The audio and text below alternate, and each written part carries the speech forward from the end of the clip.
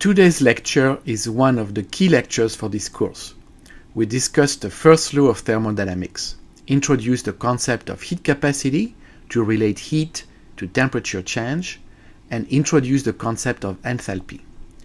We will derive some very simple equations that allow us to calculate changes in energy and changes in enthalpy and relate those to the heat and work exchange between the system and its surroundings during isothermal, adiabatic, isochoric, or isobaric processes.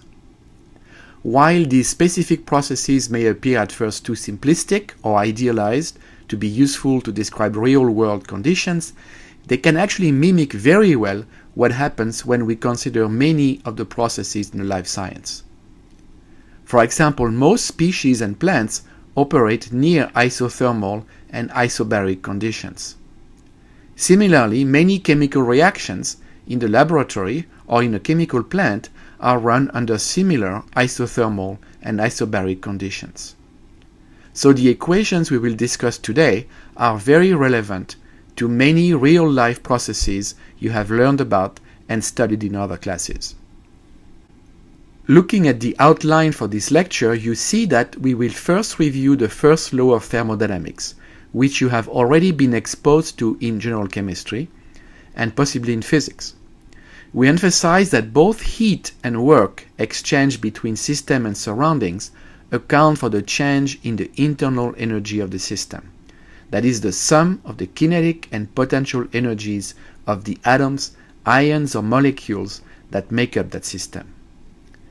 We then consider the implication of the first law for processes such as isochoric, that is constant volume, heating or cooling, isothermal, adiabatic, expansions or compressions.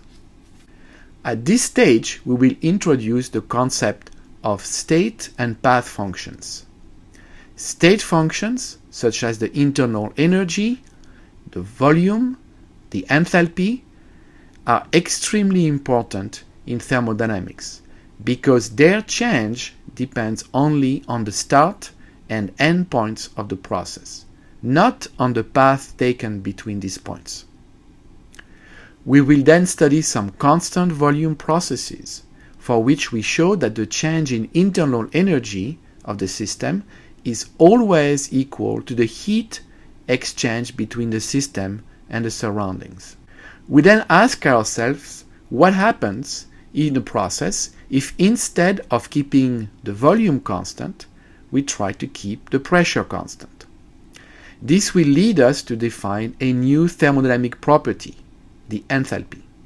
We will find that for constant pressure processes, the heat exchange between system and surroundings is always equal to the change in enthalpy, or delta H, for the system. In a similar way that we define constant volume heat capacity to relate the heat exchange between a system and surroundings to the temperature change in isochoric processes, we will define the constant pressure heat capacity to relate heat and temperature change in isobaric processes. We will then examine whether Cp and Cv should differ in magnitude and the conditions under which the difference in magnitude can be ignored.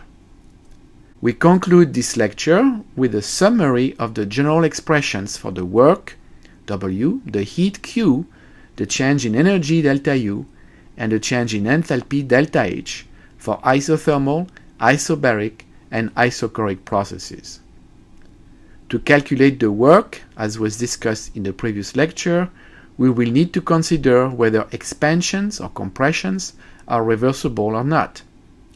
We will also see that for gases that can be considered to behave ideally, some of these equations are very simple, whereas for real gases, liquids or solids, they tend to be more complicated. We will emphasize why this is so.